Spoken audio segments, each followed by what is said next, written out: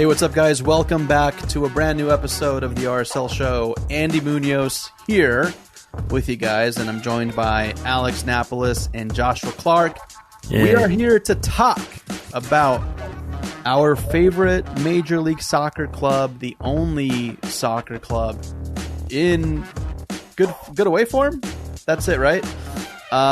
Doing some incredible things, but now showing up at home, kicking so much ass at America First Field, and we are here to talk about it. First off, how is everybody? Josh, dude, how was your 4th of July celebrations, dude? What did you get into? Not a lot, just ate some food, did some poppets and sparklers, and called it an early night. Wild, bro. Yeah, I'm crazy. Yeah. Hopefully Alex Napolis is more interesting than that, dude. How was yours, bro? What did you do, Alex? I hate to disappoint, but I really didn't do anything. I kind of just ate food and then watched TV. Dang, dude. So no one watched fireworks? Like nobody went to a view, watched fireworks, nothing?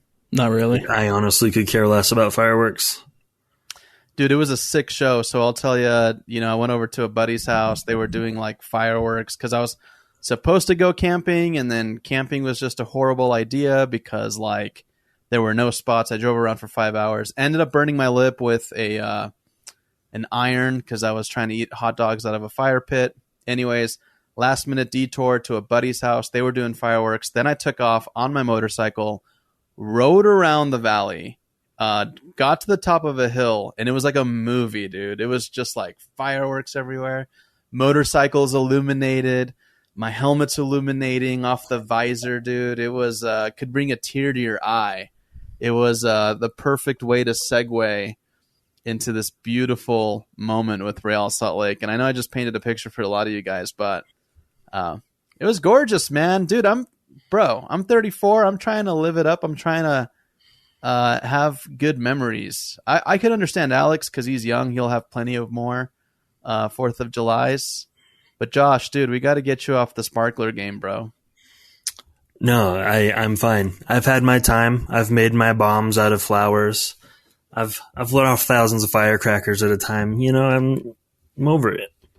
Yeah, dude. We used to firecrackers would get me back out of the house. Dude, I can blow stuff up. I'm all about it. You know those little like black cannonball looking ones? Yeah. They blow up like. Well, we used to take like electrical tape, and we would wire them shut, tape them shut. Yeah, put a penny in there. No. Oh yeah. Oh my, dude, were you looking to get? Oh my gosh, dude, take some shrapnel, dude, in your West Jordan neighborhood. Well, you aim it, bro. That's nuts, dude. No, that's not good. Okay, we were a little bit more mellow, dude. We used to tape those, and then we'd put them in like mailboxes, light them, and then just go boom. So you'd commit federal crimes instead of just blowing up coffee cans. I'm saying my friends used to do this. I didn't. Mm-hmm. I just watched. Yeah. Sure. But you're putting pennies in there, dude? Like you could have killed somebody. Yeah. Okay. So with listen, my stepdad at the time was a cop, whatever they're above the law at that point. So they did whatever they wanted. Very cool. And they taught me how to make bombs, essentially. Okay. Well, who didn't bomb was Real Salt Lake. Good segue. Wow. Heck yeah, bro. We were, I can't remember predictions. I never remember predictions from previous episodes, but I know we were feeling pretty optimistic going into this one because we had just won. We were adding Cristian Arango, Chicho Arango, and things were, I mean, everything was in the cards for it, right? This was like a fireworks match. It's at home. People are electrified. But I don't know, dude. I tuned into that match not expecting much. Actually, I did expect... no, I can't say that because I said it would take Arango some time to warm up and get in line with like the other, just basically finding that chemistry, find his footing. But he wasted no time, 23 minutes in. Yeah, I mean, you had a horrible take, right? In fact, I remember when the game started, you texted us all and said, I hope Chicho doesn't score. So I just want everyone to know you're cynical. Wow. You just didn't want him to score because you didn't want us to be happy. It's fine. I get it. Dang. I just had to get that out there. To get that off my chest. Uh-huh. I just did I why would I say that? That does not sound like me, dude. I'll take screenshots. I'm not afraid. All right. Let's kick it over to Alex Napolis. Alex, dude, you've been on the optimism train for a while, bro. We're always the negative Nellies. We're always pissed off. We're old. We're jaded. We've been around for way too long. We should probably just hang up the podcast, to be honest. But you're so positive, and you're posy vibes Napolis. So tell us, what were your thoughts going into this, dude? And thoughts going in, reaction to lineup, which super stacked lineup, and then tell us what you had felt when Chicho Arango erupted America First Field. I mean, nah, man. I mean, you felt it walking in, right? There was a buzz in the air. There was something was at America First Field that on Saturday, and you could just feel it walking into the stadium. People were excited. People were happy. Even up in the press box, man, it was a different feeling. And obviously looking at the lineup, very, very excited, very happy to see Chicho Arango getting his first start on his debut. Pretty much, I think the best lineup RSL could have put out in that one. I don't think I would really made any changes to the starting 11. And my starting and the coaching staff did it right. The starting 11 played really, really well.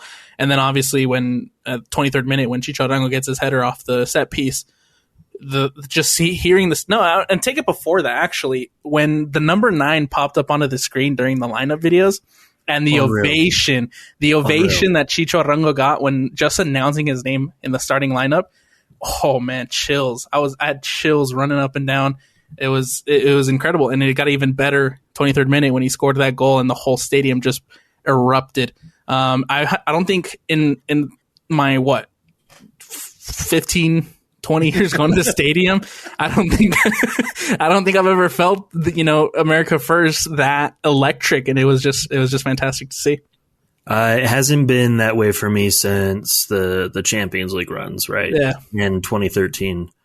Otherwise, maybe the Portland playoff game a few years ago under Petke. But no, this was different because it was for a guy, right? Never heard an ovation like that before the game even started. That was unbelievable. But I think, everyone's excited about the guy, but no one can kind of glance over how well the team's performing and just adding that guy to them, right? So, like, overall, this is a unit, and this unit's destroying. And Chicho coming in just makes us that much better. I don't even know where we're weak on the field now, outside of maybe Zach McMath's feet, right? Other than that, we're pretty stacked, and it's an incredible turn of events for RSL. Yeah, just want to highlight that this was the 9th highest attended home match in club history. Now, fireworks might do a play on that, but I really do feel like the vast majority for sure was there for Chicho. Like you said, Alex, you could feel it. For me, watching it on TV, covering the game essentially for MLS, you could hear the Chicho chants, and you could it was like a overall different vibe, right? Like, even the league was kind of hyping this game up too, which is something that we don't tend to see. And a lot of people kind of pointing out that, it's a new era of a fandom for like Real Salt Lake, meaning, younger kids, they're going to feel the hype behind Chicho. And I think Chicho is actually a really good role model to have. Something interesting that Pablo had said about him was that in training consistently, he's bagging like 5 to 6 goals. He makes everybody around him better. And he's just never seen a player with like that much hustle, that much dedication to the plays, to get to the ball, to, if they lose a ball, he's hustling back, trying to do everything that he can get it, or trying to do everything in his power to get the ball back. And we saw glimpses and highlights of that in the game, which was like super refreshing and awesome to see from a player like that. And I mean, I hate to say it, he was with one of the best clubs in the league. He was with LAFC, won a championship. Like, this guy knows what it takes, and I'm with you guys. He's got the presence, he's got the look of a superstar. The dude will be on an all-star roster next year for sure. I'm sure of it if he stays on a scoring pace. But man, 23 minutes with a club that you've trained with a handful of times, your debut, ridiculous. Couldn't go any better, right? And to be the first goal too. I mean, you set the stage, and like you set the emotion, and you deliver on the hype, and I think that just fired up the crowd, and then that obviously fired up everybody else, because that was some of the best soccer I've seen played from Real Salt Lake ever. Right? Yeah. Like, let's be real, ever. Gone are the days of just playing it out of the back, flipping it over to a wing, crossing it, right? I mean, we're seeing the ball being delivered and played in through the middle. You've got Diego Luna, who's confident, who also, I love it, dude, because you can see Diego Luna is just looking up, and it's so apparent that he's looking for Chicho Arango every single time. So it's just a beautiful thing, man. It's like you're taking all of this. It's crazy, bro. Like, I just can't. It's weird, man. Like, adding someone like that to the roster, who would have thought it? I feel like people have been asking for this for a while. Look what happens when you add. Look what happens when you add this kind of caliber player with this much hype. Look what it does, not only to your fans, not only to the club, but also to the damn media, dude. Like, the people who have been the most negative online are literally like praising this team like overnight. It's ridiculous.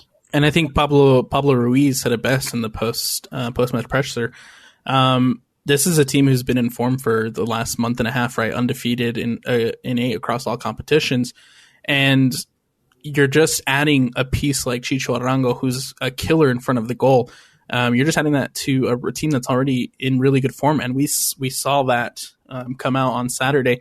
RSL played a fantastic game. There was a little bit of a shaky moments of a couple first 5 minutes into it when Orlando had some good chances, but other than that, like, RSL like really grew into the game, really played a complete match, and you got to give credit to not only Chicho, obviously, for getting the first goal, but to Pablo Ruiz for getting the 3 assists in this one.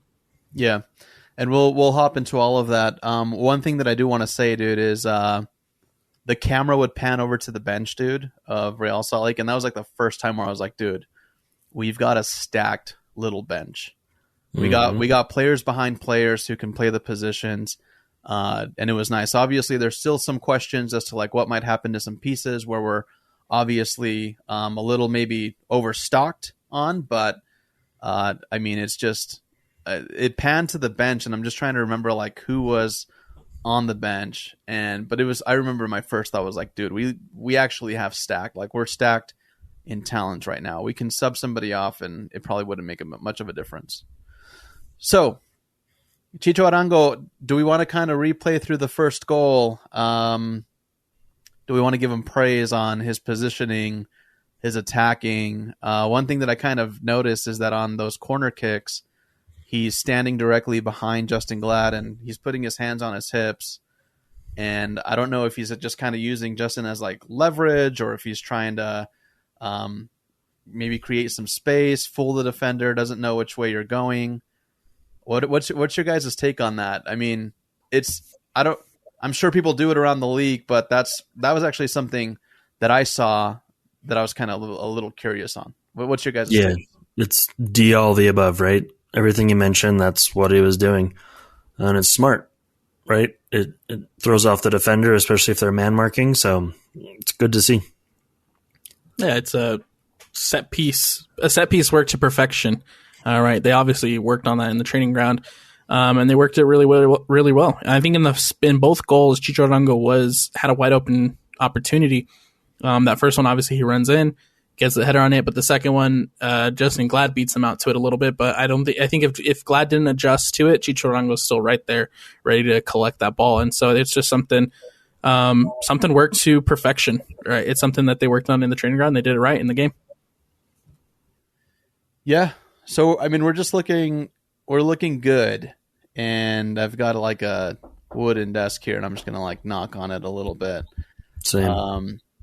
A big fundamental piece of this was Pablo Ruiz, who Chicho Arango was, giving plenty of praise to prior to actually even like training with us and obviously playing.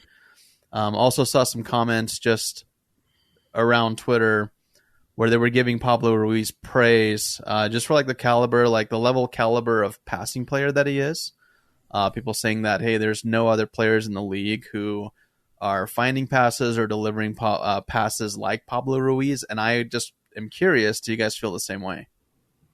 Absolutely. I saw a tweet yesterday on Sunday, I believe, where it said that Pablo Ruiz quickly went from an overrated player to an underrated player.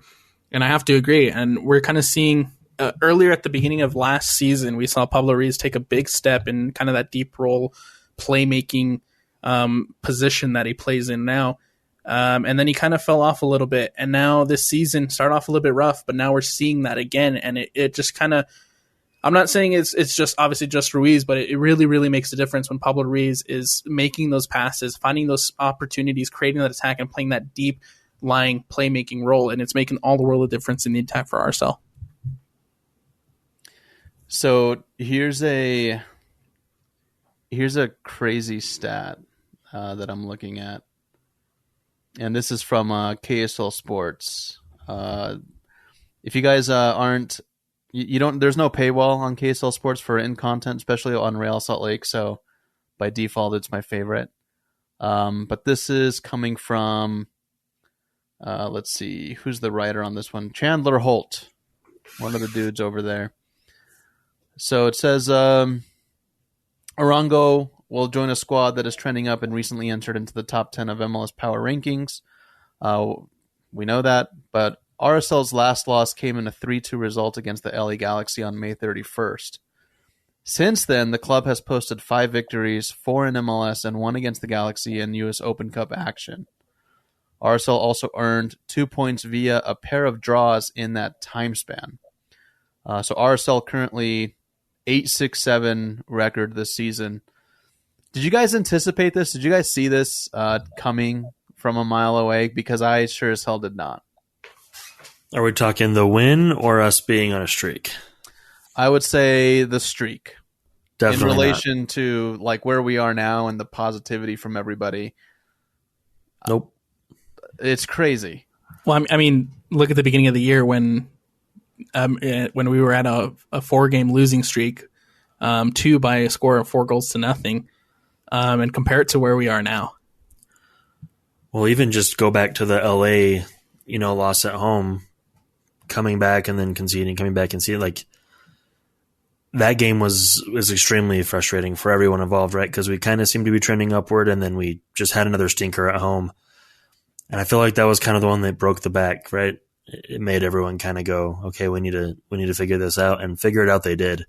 I mean, even thinking back to the Las Vegas Lights Open Cup game, I mean, that was ugly. It was not great. So to compare this team to that team is, I mean, if we were to play Las Vegas today, the game's 15-0. You know what I mean? Like, it's an entirely different squad, entirely different play style. The confidence is through the roof. Yeah. And another note to add, Pablo Ruiz was on El Show RSL earlier today, and there's a quote coming out of him. My personal desire is to win a championship with Real Salt Lake. We are a strong group, a very united group, and we're going to fight hard in every competition we face. So yeah, man, like just to kind of add to like what you just said, Josh, we're seeing just that, what Pablo just said, Ruiz. United group, just a strong united group, right? And right. It just does something. I mean, it like 10x's it when you add somebody like Chicho Arango, dude. Like, well, it's insane. Not only that, but like, players and teams and coaches and front offices and GMs, whatever, they can say those words all they want. Question is, do you believe them? And right now I do. Mm-hmm. Well, and then also, I mean, take it back to kind of the media days at the beginning of the season where the goal for most of these players was just to get a home playoff game. Right. And now you have this run. Now you're adding really good pieces to this team who's already in good form. And now you got players like Pablo Ruiz, who's been here forever, saying, hey, we're feeling special this year. something's going to come. Something's going to come to Real Salt Lake, and I couldn't agree more. This is a special team, and we're seeing it on the field. We're seeing it with the incorporations, and we're seeing it now in the confidences. Players coming out in medias and in interviews and stuff, and saying, "Hey, we want to win a championship, and we believe we can win that championship." Yeah, with the form we're in now, it would be a real crime if we don't at least get to an Open Cup final. We don't at least make some noise and beat Monterrey in Leagues Cup, right? We don't at least get a home playoff game. Those are kind of the bar now, right? With how we're playing, if we're to take a nosedive, any kind of serious nosedive, right? We're going to lose a game here and there. That's just the way soccer is. But if we go 3-4 winless streak, that's going to scare everyone, right? So I don't think that'll happen. I think this group is primed and ready. Yeah. Well, we've covered this team for so long, Josh and Alex. Congrats on your 1 year a little while ago, by the way, Alex. Nice work. Josh, we've been covering this, dude. Like, how many times have we heard from the group, dude, from like the people on like the club actually say that they want to go and win a championship? I mean, it'll be said. Yeah, it's said, but like not the way they're saying it. They're not with their whole chest. You know what I mean? Yeah, exactly. Right? You can feel when they truly believe that. Yeah. It's much different. Yeah. I mean, I don't know. We've been covering it for so long, but that's what's different about this time. Like, just like you said, like they're saying it with their chest. They're saying it with a belief. They're saying it like, hey, we are contenders and other teams better watch out, which I love. Like, I love that. And that's always been a factor that we've been missing, whether it's from the players, because you could just observe that the players are just down. It's always been something that we've been lacking, even with coaching and sometimes even with ownership. I mean, dude, Real Salt Lake was owned by Deloitte Hansen, who literally was almost on record, just kind of like, who cares if we win a championship? We just want to be like profitable, right? We just want to fill seats. So a lot of that has shifted, and that's the kind of drive and determination and attack that you want to see from your club, because otherwise it's boring. And we got a lot of criticism in the beginning of the season saying that it was so hard to cover this team, because it was very boring, and it was very dull, and it was uninspiring. But look, you just make a chess move and look how different things are. Look how fast things turn around. Look how fast the media favors you. Look how fast you get butts in seats. Look how fast you're selling concessions. Look how fast you're selling jerseys. Look how fast people are actually ready to tune in on away matches. Make more moves like these so that this keeps up. Even like the social media game on Real Salt Lake is getting better. Right. Like, they're able to actually have fun without pissing off the fan base because the product on the field is good. They're not having to like dig out bad content to make up for the fact that they're bad. Like, when your team is good and you're scoring goals, you can get away with anything. Yeah, we get goals of highlights, or like we get highlights of goals rather than like, hey, what's your favorite toothpaste on a Friday night, right? Right. So, to point this out, I'm very passionate about all of this stuff. I love Real Salt Lake. Okay, what can I say? Just like everybody else. Pablo Ruiz, real quick, makes team of the match day. He's up there in the starting 11. Honorable mention to Justin Glad, RSL. I really feel like he should have been in the starting 11 versus the bench on this graphic. The dude is on fire. He's scoring goals, bro. Like, people are taking to Twitter and saying, like, hey, aside from Chicho Arango, like, Justin Glad's our number one goal scorer right now. And you can't argue that. So let's talk about that a little bit. And that'll be perfect, because Justin Glad makes a run into the box, basically blocks Chicho Arango, but his header goes in the back of the net, falls to the floor.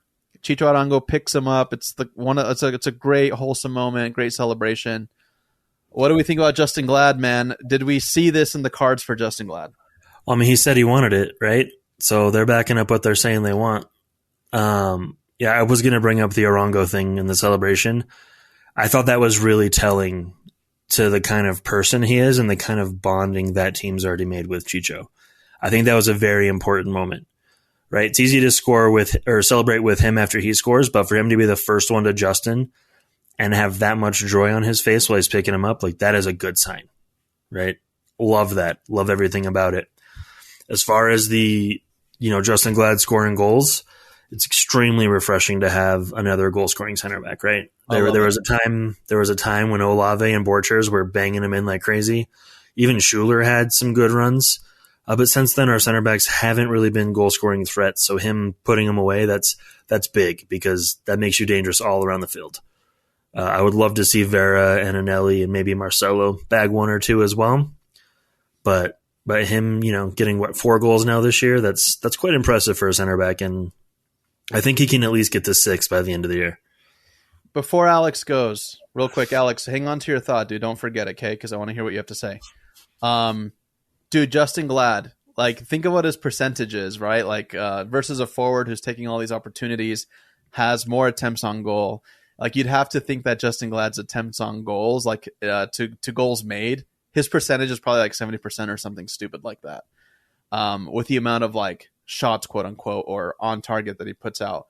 And when he misses, dude, it's not by much, dude. If you guys notice, when he gets like a header and it just goes a little bit wide.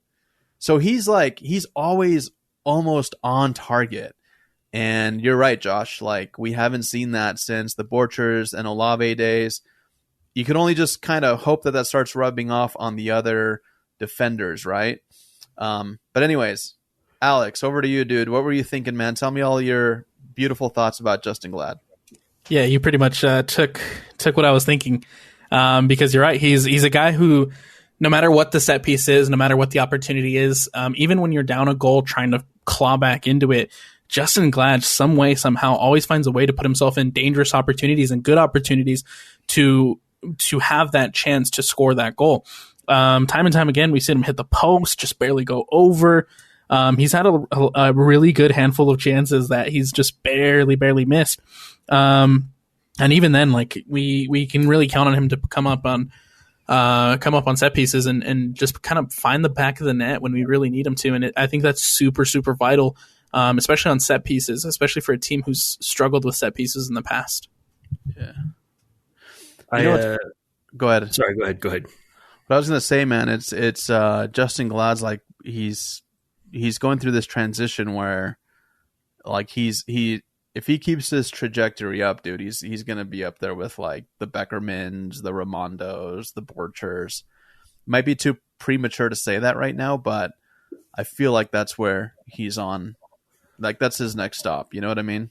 Like I think if he can deliver a title and a couple more years, obviously, but if he can deliver a title, he could easily jump Borchers, right? Baby Borchers could take Daddy Borchers' spot on the list.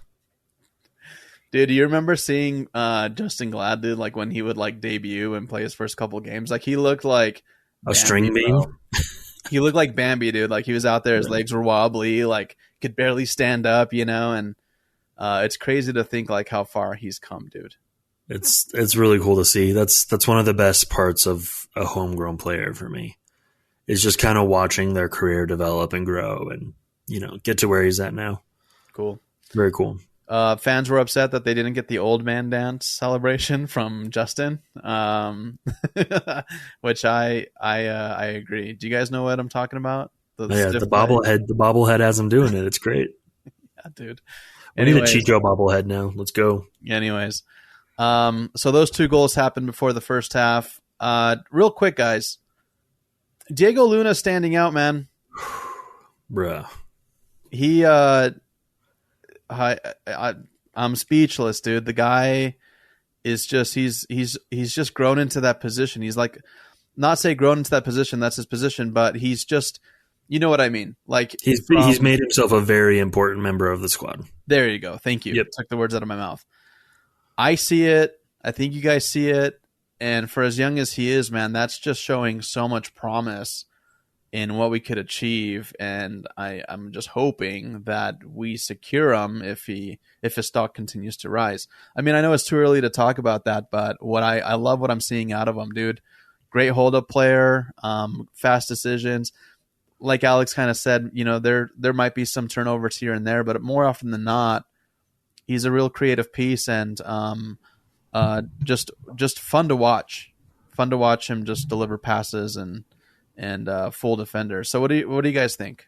Yeah, Tell me a little bit about Diego. He's taken the club from, basically playing to the wings and crossing it in, right?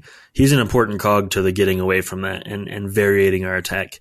If you watch him, he'll either find the quick pass to find space, he'll dribble a player, he'll make room himself, and he'll go to the box, he'll go to the middle, he'll switch sides, he'll go anywhere. So he's a wild card. Even though he's playing on the wing, he's a wild card, and that's hard to defend.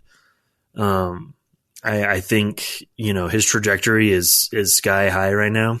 I think the U20 World Cup really helped his confidence. I know even before he left, there was all this talk of he doesn't train hard, blah, blah, blah. Always ignore that junk. Because he's come back and made that starting spot his. I think if he can bag some goals and some assists, that dude's value is going to skyrocket from what we paid for him. And he might be the first guy we cash in on, right? We've never really cashed in on a guy. He could be that guy. If it comes down to it, what would you like to see, Josh? Would you like to see him develop here longer and be a integral key piece for Real Salt Lake, or would you rather see money and see it spent on somebody who could maybe keep that, or fill a spot? I'd like him to stay, a whole season, maybe two, and then be sold. Yeah, Alex, you got something to add, with Gomez. It's the same with Gomez, same with Anelli. If you have any of these young guys, 2 years, get their value sky high, sell them, start over. Yeah. Get that money. If you guys are on, for anybody with YouTube, since we're highlighting Diego Luna real quick, if you go watch the Real Salt Lake versus Orlando City SC highlights at the 3-minute marker, let's see. I just want to kind of walk you through this. There's a ball played from Pablo to Diego, who flicks it, who it looks like Savarino then puts it back to Diego's feet, and he takes a touch he strikes it, and it's just wide of the post, just right. And it's like a beautiful turn play, gets the defender off him, and then he just strikes the hell out of it and just barely misses. It's just such a beautiful highlight, dude. That's going on a reel, even though you miss, stuff like that's going on a reel, because you guys have to go back and watch the setup play. Pablo Ruiz to Diego flick to Savarino one-touch pass to Diego pretends to do a turn, turns back around, hits it with his right. It's just beautiful, dude. I'd love to keep a player like that here. I don't think the grass is greener on the other side. I mean, sometimes, you can spend a lot of money and get a key replacement, but I see a lot of promise in this dude. Yeah, you just have to remember the young guys have visions of playing in Europe and dreams of grandeur. So you want them to go experience that if they can. Stay here. No, I'm going to kill his dreams, dude. Who was the club that just killed that dude's dreams? That it was one of the Canadian, closer to the Canadian teams. Oh, the Montreal or Toronto picking up that guy from Atlanta, Ibarra. I think so. He had an or they just kill the opportunity for him to go somewhere, and they're no, you're gonna stick around here at the club. You're talking Cincinnati, Brandon Vasquez. That's it. Yep. Did you hear about that, Alex? I have not. No, I missed that one. He got offers from Europe. Cincinnati said no. I get it, right? You're leading the Supporter Shield race. He's an integral part. You're going to keep him till the season's over. Then hopefully they let him go. Then I don't think you can sell Brenner and Brandon Vasquez in the same season. They already sold Brenner. Two of your best players. Yeah, you already sold Brenner to Udinese. Maybe hold off on Brandon Vasquez a little bit. Yeah, so let me get through playoffs. Season's almost over. So here's the headline. So Brandon Vasquez has informed FC Cincinnati of his desire to leave, but he's been told by the club that he won't be sold this summer. And the club interested was Everton, was one of the bigger names out of that club. So, there was plenty to say. I mean, that was a topic on Twitter for a while, was just kind of, MLS hindering the development of these players who can go out and, grow their careers. But I don't know. I think you're probably going to start to see more of that as this league tries to make a name for itself and kind of retain players, or at least help their clubs, stay above that playoff line. So you can't really blame them sometimes. But outside looking in, like, damn, dude, that's an opportunity to, like, that's hard, man, because they may not come back. Like, they might just be turned off. Like, your club can be in the way of your development, but so is life. Or you get injured, your career's over. Stuff like that can happen, Yeah. While we're on the topic of MLS, before we break down the second half, the Athletic reporting that Lionel Messi, there's going to be unveiling a program happening on the 16th, Sunday. So it'll be on Season Pass. All I'm going to say is I'm scheduled to work that day. I'm typically not. So if you have Season Pass, might be worth checking out to see if there's any Major League Soccer content. That's going to be a cool day, and I'm really excited for that day too. Cool. All right, moving on. Our boys. Now I know there was there were 2 offside goals in this one, and I'm trying to think at what minute marker. Do we remember when the first one happened? 70th-ish. Is that like the sequential? Do we even want to cover that offsides, or was it just so blatant? I mean, Demir's was very offside. Moose's was fairly offside. I don't think we need to talk about him. Really, the only thing we need to talk about is the fact that we technically scored 6 goals, right? We were putting enough pressure on their goal to bag 6, essentially. Yeah. Even though 2 of them were offside. I don't feel like the offsides were off by that much. Demir's was very off, and Moose was off by maybe a foot. Okay. And credit to Orlando's backline for stepping up and getting him onto that offside trap in the first place, though. Offside trap action. All right, well, we move on to the second half. By this time, everyone's just really happy that we're up 2-0. I want to kind of think I kind of want to go back to that moment for you guys. Going up 2-0, just like with the style of play, what we're seeing on the field, were you guys confident that this would end in a winning result, or did you guys think that Orlando might come back and draw? I think it got to the point where, I mean, even coming out in the second half, I wanted to hold my judgments until I saw how Ross Lake came out into playing that second half. And just seeing them keep their foot on the gas, keep attacking, keep finding those opportunities, and keep playing really, really good soccer, really fun soccer to watch. I knew we were going to walk out with the 3 points, whether, I think I even told Josh in the press box, I was like, yeah, at this point, like, let's just hold on to that clean sheet. I'll be happy with the 2-0. Just hold on to the clean sheet. And then all of a sudden, Savarino decides to hit a filthy volley. Mm-hmm. Yeah. From a pretty ridiculous angle, too. Absolutely. Yep, exactly. And was it, who played the ball into him on that cross? Was it Oviedo? Yes, sir. Yep, Oviedo coming up the left wing, just crosses it in. So Savarino just posts up, dude. Beautiful touch off the chest, right? Just settles the ball, and then just on the volley as the ball's going down, dude, just bags it to the right corner, bottom right corner, and we all get the beautiful classic Savarino celebration, points up to the sky, right? Dude, just world class, man. Just like good touch, good strike. To have that just patience to bring the ball inside of like traffic, I guess. Like, I mean, there's defenders, there's a goalkeeper in front of you. To be calm and just bring it down still like that. I mean, that right there. You're earning your paycheck, no? Mm. Yeah, you're earning your fantastic, paycheck. Fantastic skill. Yeah. So just good, man. I know he's the 10, dude. I don't know. Do you guys feel like he's the 10? I don't think he is. Playing the 10 role, or like just shirt 10? Just the shirt 10. The shirt 10. I liked him better at 7. Same, actually. Yeah. But it's fine. Maybe that's just the nostalgia in us. We also know though too, man. Like the 10 just got handed around for God's sakes, dude. Like, remember when it was given to Plata, dude, for a while? Mm-hmm. Like I love Corey Plata. Baird. Oh, God. Who's been our best 10? Like number 10 shirt wise, not That'd be a good positionally. poll. That'd be a good question on Twitter. I'm thinking, dude. Robbie Finley is probably the answer. Yeah, he had that.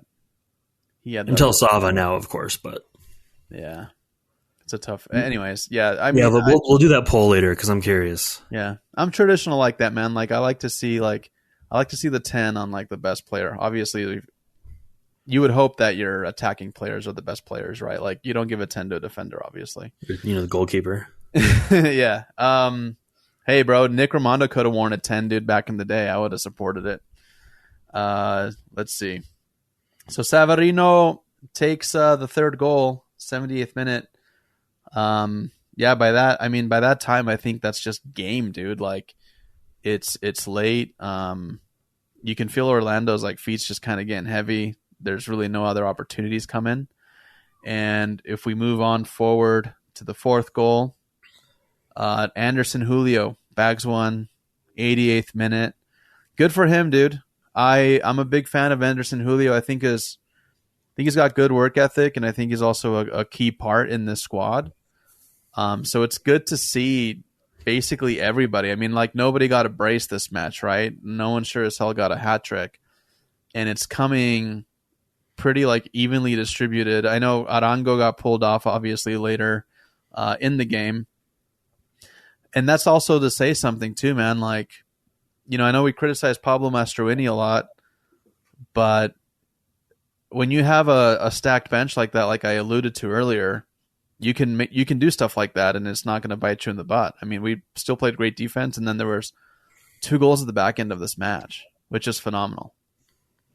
And I think Anderson Julio's best performances are off the bench, right? And I think adding Arango and having guys like Musovski, Demir in good form, it allows you that opportunity to have Anderson kind of step back into that super sub role. Gets the winning goal in Toronto, and now he gets the kind of the icing on the cake here against Orlando. And it's just good. It's good for Julio to not only get that confidence, but to also kind of see him back into that super sub role that we knew him for in 2021. Let's rewind a little bit because we skipped over this. Just imagine for a moment what that stadium would have done.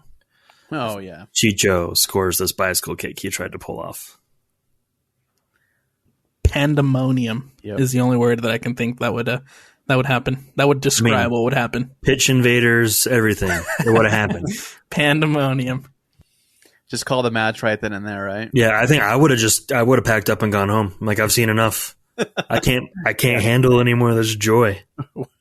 We're winning a championship. That's it. That's our championship, right? If we don't right. pick up.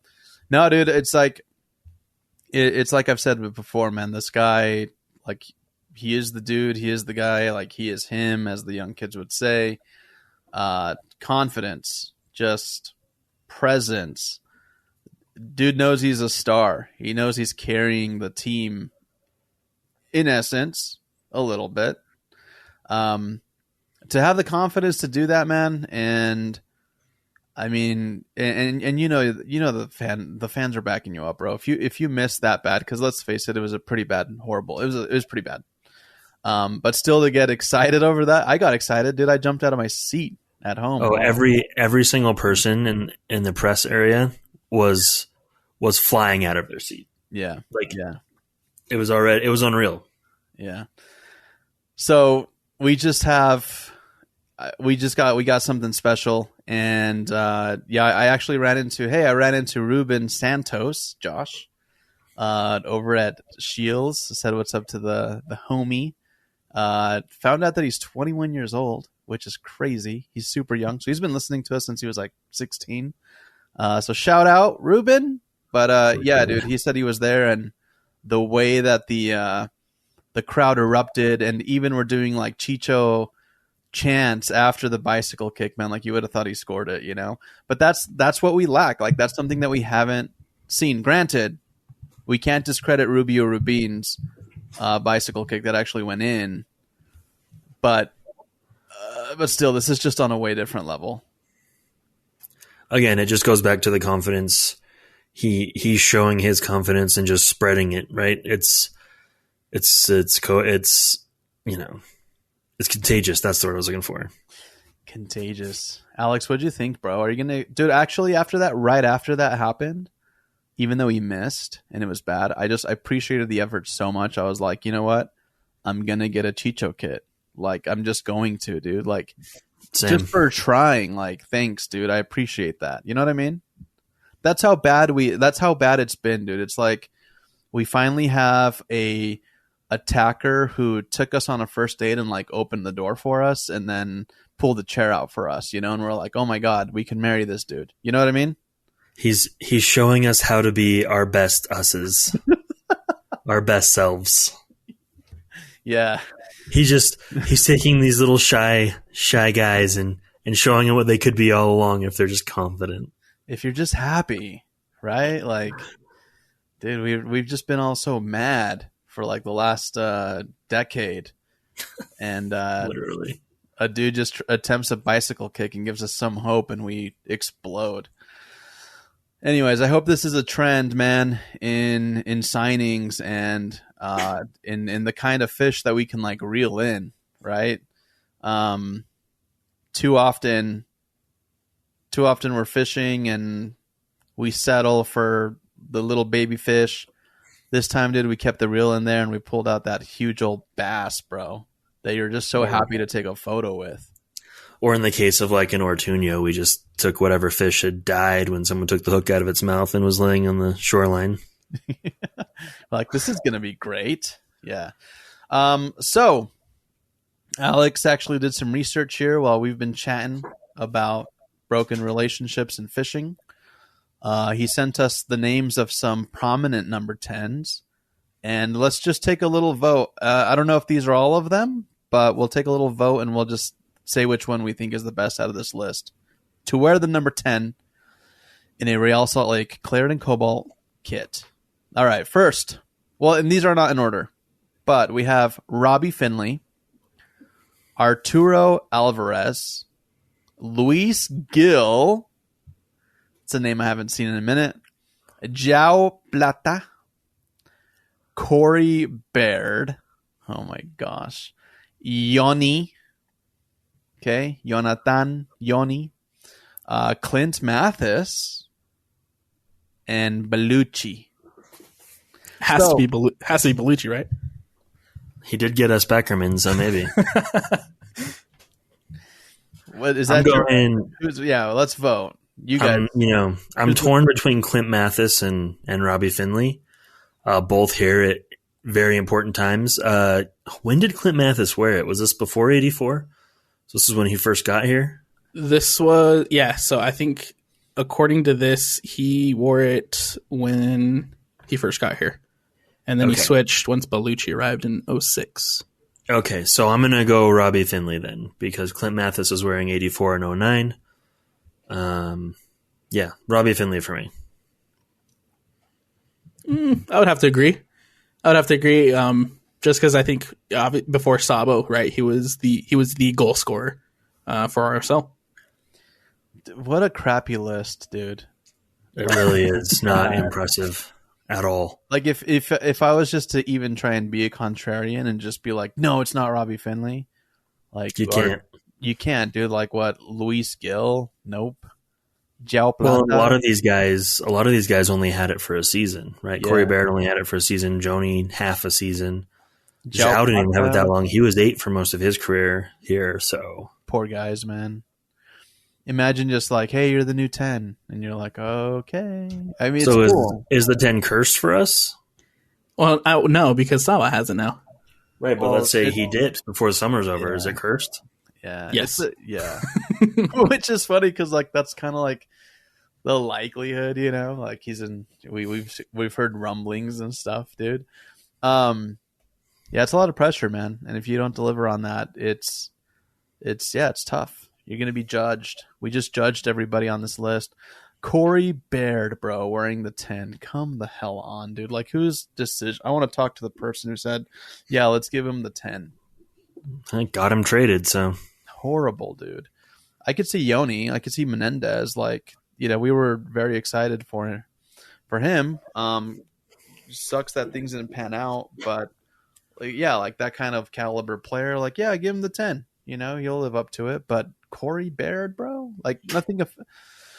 No offense. I'm glad he's doing great in Dynamo after playing at LAFC for a quarter season, all that good stuff. Anyways. All right. Thanks for listening to the RSL show. Is there anything else we want to cover? Do we want to talk about the tweets from the RSL fans? If I left anything out, now's your guys' time to speak up. I think we just got to talk about how much we hate Kansas City on Wednesday. Yeah, we got to talk about KC and probably Red Bulls because we probably won't be back before then. Yeah, what do you think about SKC?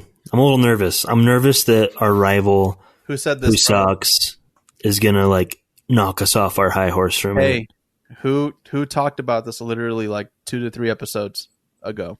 Last episode. Was it last episode? It was last episode.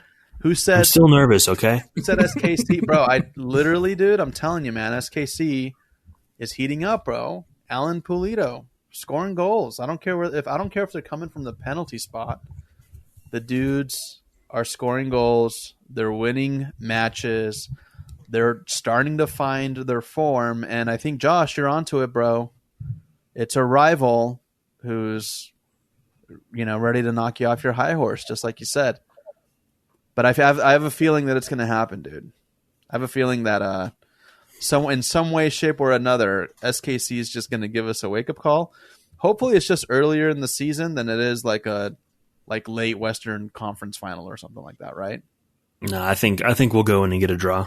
I think it'll be a 2-2, 3-3 kind of game. I'm kind of leaning towards the same, just because, yes, they're scoring goals right now and they look a lot better than they did at the beginning of the year.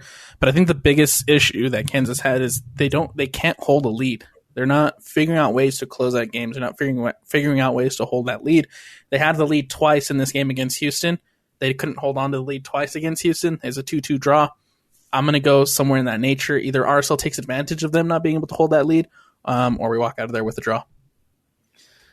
When is the Johnny Russell goal coming? Because we know there's always one in them for him against RSL. 37th minute. Yeah. Set piece header?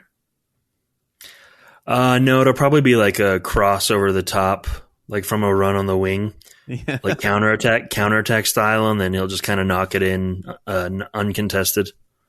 Wow. Yeah. Okay. I feel like it'll be like a set piece header. Let's talk about their last few results, because I think what Alex just said is pretty interesting about SKC. So if we just go back, let's go back like the last 3 matches. I think that gives us like a pretty good idea of what these clubs are up to. We'll go back 4. So June 21st, LA Galaxy, SKC 2-2. And then they go to June 24th, just 3 days later. They lose 1-0 against Chicago Fire. And then July 1st, they heat up. They kind of find their form again. 3-0 over Vancouver. And then, like you just mentioned, 2-2 draw with Houston. So, yeah, I mean, we're up next. July 12th, Wednesday match. You would just hope that we just keep this shape at like the informed shape at home. And it sounds like, well, were there anybody's like on, were there anyone being listed on the injury report, or anybody looks like they're going to be like left off the roster at all? For RSL or KC? For us. No, so I'd expect a little bit of rotation, but no big new injuries. Yep. Positive. Huge positive. I feel good about this one, man. I think it is a way. And yeah, that's our strong suit right now. And we now have Chicho. I could see Palacio getting involved, so oof. gonna be fun, man. Are we ready for that? Alex, you're You know- smiling, dude, ear to ear. You know what I'm ready for? I'm ready for Paulo Ruiz to take the next step in his RSL lore and spots in our hearts by just getting in Roger Espinoza's head. That's what I'm hoping to see.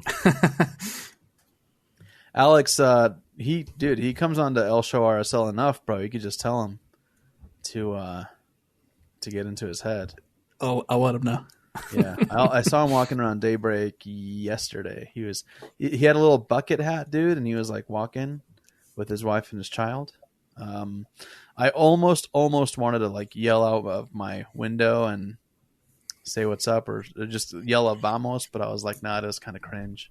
So I just let him enjoy his day. Yeah, I think there's a win in this one for Real Salt Lake, man. Honestly, win probability right now, just off it's not even like gambling stats, but just from Major League Soccer. Sporting KC win probability 50% over Real Salt Lake 25%, and then they split the 25% on a draw. So MLS, I don't know where they're pulling or predicting these from, but looks like they're kind of favoring SKC to win, which I think it's off. I think they won't, but right now, man, you're kind of seeing like that star factor from Alan Pulido, where it just seems like he's getting awarded PKs like left and right. So I think we got to be smart in the box. No grabbing onto shoulders. You know what I mean? Like no clipping boots. You got to be really careful because I think if anyone goes down in the box there, especially if it's Pulido, he's going to get awarded the PK every single time. And I'll even just go as far to say that I think Pulido will have a PK in this match.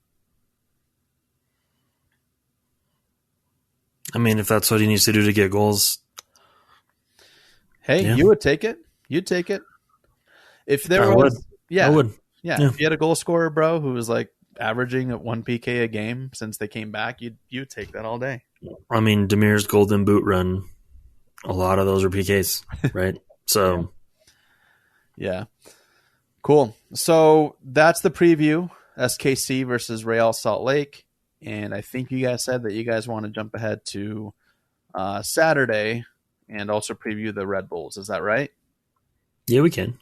We could do a show before the Red Bulls.